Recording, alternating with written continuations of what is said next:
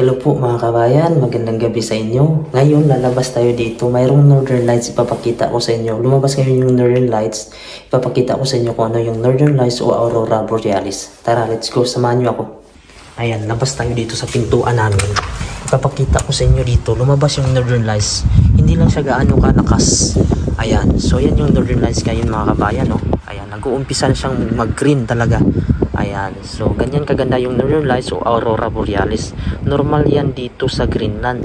Sa panahon kasi dito ng winter, pagpasok ng winter at pagkatapos, bago matapos yung winter ay lumalabas yan. Kadalasan lumalabas yung Northern Lights ay September hanggang April yan siya. Hindi naman siya gabi-gabi lumalabas kapag winter. Ang sign na lalabas yung Northern Lights ay kapag malinaw yung langit, wala siyang mga ulap na nakaharang, hindi siya uulan ng snow. Gaya kanina, malinaw yung langit at makikita mo mayroon siyang mga bituin. Ayan ay sign na lalabas yung Northern Lights. Malaki yung chance. Kaya tingnan mo mga kabayan, nandito lang sa labas ng bahay namin. So ito yung bahay namin. Paglabas mo dito, parang may terrace kami dito, kaso napuno ng yelo. So ganyan kaganda. Tingnan nyo naman. Napakaganda yung Northern Lights. Nag-uumpisa na siya ngayong mag-green talaga. Minsan itong buong langit dito sa Greenland ay napupuno siya ng green. Ayan, may season talaga dito na napakalakas ng Northern Lights. So ito yung paligid natin. Ayan yung mga bahay dito sa Nuuk City, Greenland. Ayan, napakatahimik dito. Ayan. So, ayan, lumalaki na siya mga kabayan, no? So, napakaganda ng Northern Lights, no? Ganyan talaga yung likha ng Panginoon. Nai-enjoy namin yan dito at madalas talaga yan lumalabas.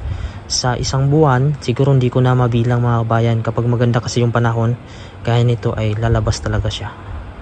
Ayan, so sa ibang lugar na mga malalamig na lugar gaya ng Canada, Russia, Iceland, Norway, Finland.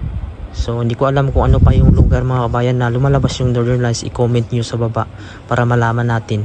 So dito sa Greenland, ito ay green talaga yung Northern Lights. Mayroong iba naman na mayroong pink na lugar. So hindi ko alam sa Australia ba yun, Australia, kung mayroon pa silang Northern Lights na pink. So yan yung Northern Lights natin. So ito yung paligid natin dito. Ito yung hallway na papunta doon. Minsan dito banda yung Northern Lights. So nakadepende siya kung saan siya lumalabas. So ngayon nandito siya ngayon. So tingnan niyo naman kung gaano kaganda, di ba? Sobrang ganda talaga mga kabayan, no? Yung gawa at likha ng Diyos. Yan, napakalakas, oh. Lalakas pa at lalakas pa yan mga kabayan.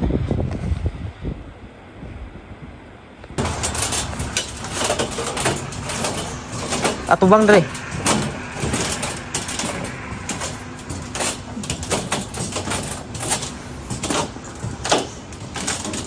Taon-taon na mo dako na.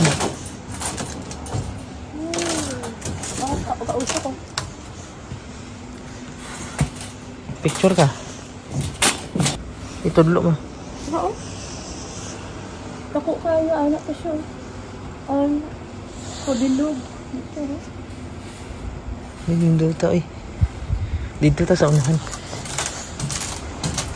Para to. Oh, nag-ano siya, oh. Ito, oh. Itong pula, sana.